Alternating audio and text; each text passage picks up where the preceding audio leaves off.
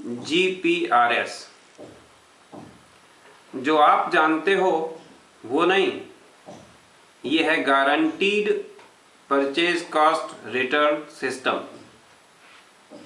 पैसे वापसी की गारंटी के साथ खरीदारी व्यवस्था। केवल 4 बार का खर्च, आजीवन लाभ की व्यवस्था।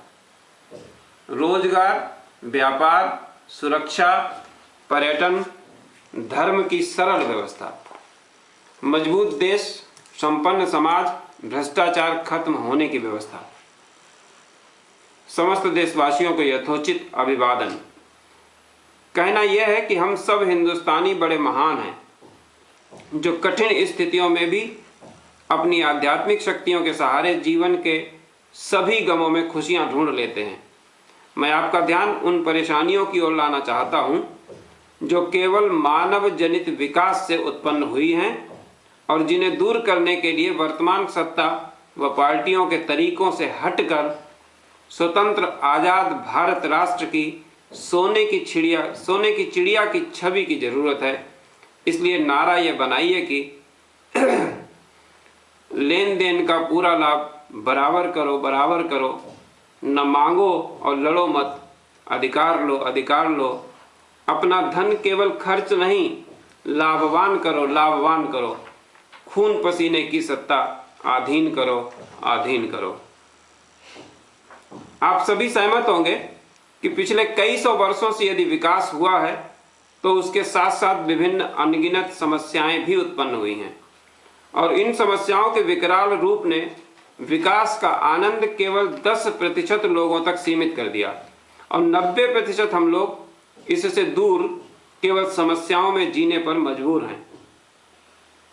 इतनी बड़ी विपरीत स्थिति या असमानता इस लेन देन और खरीदारी आधारित विकास की व्यवस्था में किसी सामान्य सी गड़बड़ी की वजह से नहीं हो सकती है। इसलिए इस व्यवस्था आधारित कोई मूल कमी के परिवर्तन की नितांत आवश्यकता है और जो निश्चय ही हमारी व्यवस्था में गलती या लापरवाही से लगातार चली आ रही है और जिसकी कल्पना मात्र से संपूर्ण व्यवस्था के चरमरा जाने का डर है। तो आइए समझें कि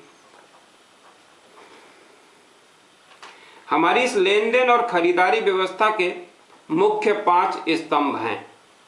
पहला उपभोक्ता, दूसरा सत्ता या व्यवस्थापक, तीसरा उत्पादक व्यापारी, चौथा स्टॉकिस्ट या डिस्ट्रीब्यूटर और पांचवा फुटकर दुकानदार। इसमें सबसे पहला उपभोक्ता, जो इस लाभकारी व्यवस्था की रीढ़ है, वो इस लाभकारी व्यवस्था का बिल्कुल भी हिस्सेदार न होकर अपनी गाड़ी कमाई को खर्च करने वाला पूरी तरह तिरस्कृत केवल क्रेता मात्र ही है। इसका तीसरा हिस्सेदार उत्पादक व्यापारी कम से कम जनक या उत्पादक होने के नाते तो महत्वपूर्ण है, परंतु शेष 3 तो केवल मानव रचित मिथ्या काल्पनिक गणना पर आधारित धन के सहारे निश्चित तौर पर लाभकारी व्यवस्था के हिस्सेदार के रूप में शामिल हैं और मुख्य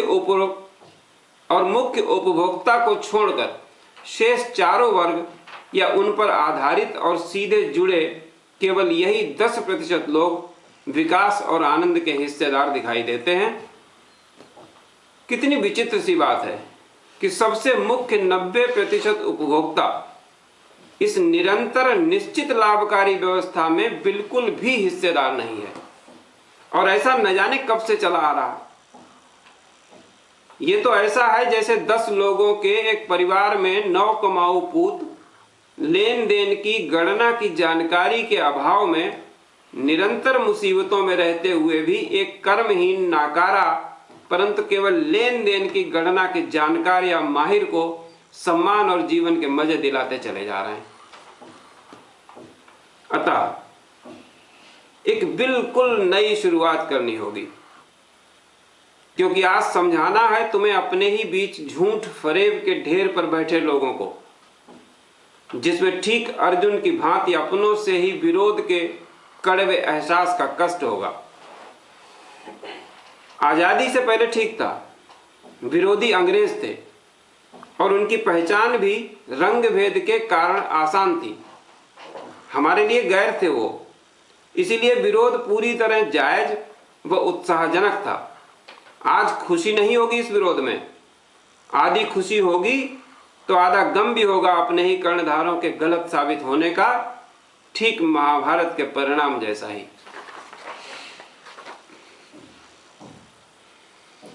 आज कुछ अपने ही हम सब की खुशियां छीनकर बड़ापन या सत्ताधारी बनने का भ्रम व घमंड लेकर खुश हैं। इसका आनंद उन्हें तभी मिल सकेगा जब हर व्यक्ति अन्न, जल और एक घर के साथ साथ विकास के अन्य सार्वजनिक साधनों का समता के आधार पर उपभोग करते हुए जीवन यापन कर सकेगा। जब तक यह नहीं होगा तब तक यकीन मानिए ऐसे ही घमंड की खुशी पर जीवित रहकर छटपटाते रहेंगे ये लोग, वास्तविक खुशी से कोसों दूर। ऐसे लोग भी खुश नहीं हैं, केवल हम समझते हैं कि ये खुश हैं और मजे ले रहे हैं जिंदगी के। मैंने देखा है ऐसे लोग ज्यादा दुखी हैं हमसे और आपसे, पर ये बेचारे कह नहीं पा रहे हैं किसी से।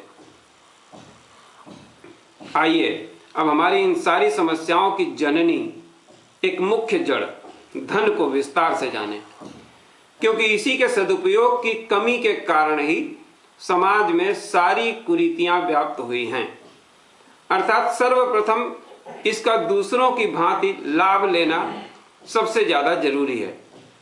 तो आइए सबसे पहले हम सब मिलकर 100 या 1000 को हर चौमासे 6 मासे दुगने करते हुए मूलधन वापसी के बाद भी 3 या 4 साल में 10,000 कैसे करें सीखें और ऐसी ही व्यवस्था में शामिल होकर अपनी समस्त मानव जनित समस्याओं को हल करें।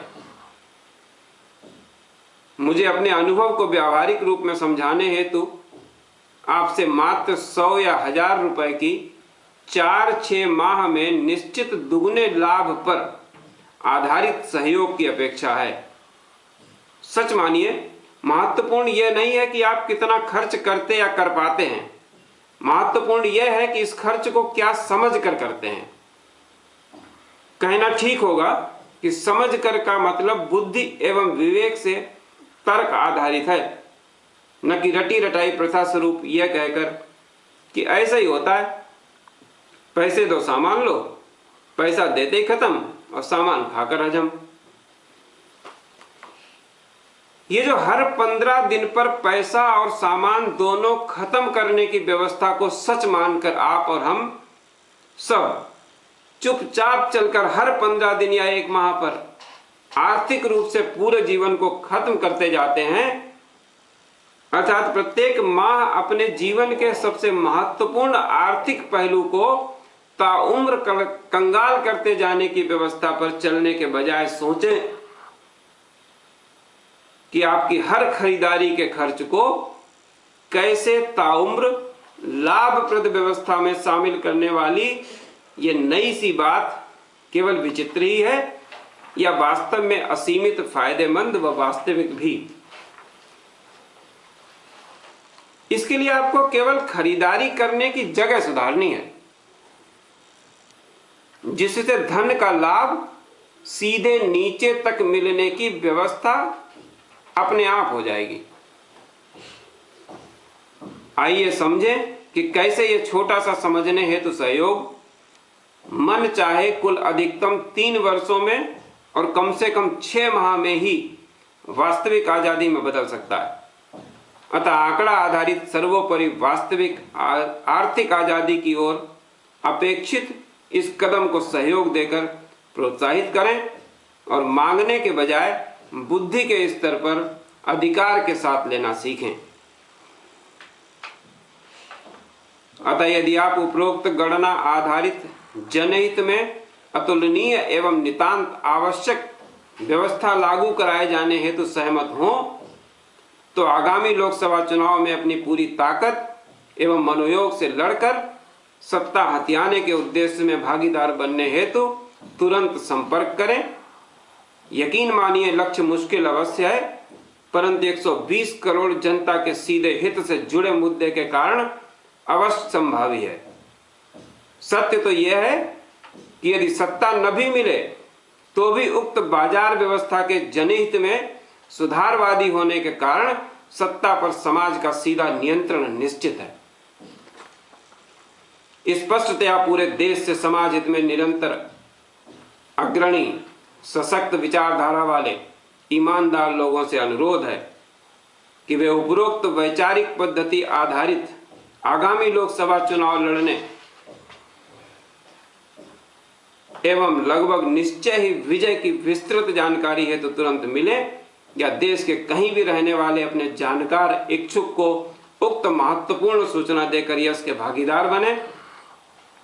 इस विषय की महत्ता इस बात से परखी जा सकती है कि यदि कोई सज्जन अपनी सज्जनता से या किसी अन्य समुचित कारण से सीट जीतने के प्रति आश्वस्त कर पाता है तो उसे ही क्या किसी भी प्रतिभागी को कानून के अंतर्गत भरपूर आर्थिक सहयोग भी किया जाएगा। आपका अपना एस के पांडे, धीर। धन्यवाद। इसी के साथ मैं अपने सहयोगी अखिलेश गौड़ जी से अनुरोध करता हूं कि वो अपने विचार इस हमारे बोले हुए विचार पर कुछ व्यक्त करें। समाज में अवसर की समानता होनी चाहिए, लाभ में भी समानता होनी चाहिए और उपभोक्ता को भी लाभ में समानता होनी चाहिए, उसे लाभ मिलना चाहिए। लाभ शुभ हो, वरना शुभ लाभ पूंजी बन जाएगा और शुभ लाभ पूंजी बनना मतलब अमृत में जहर मिलने जैसा है। तो पूंजी समाज को नहीं व्यक्ति को देती है। आपकी खरीदारी निवेश पूंजी ना बने, आपकी खरीदारी का निवेश लाभ का अवसर बने, लाभ की समानता हो, ये समाज के हित में है। इस पर आप विचार कीजिए।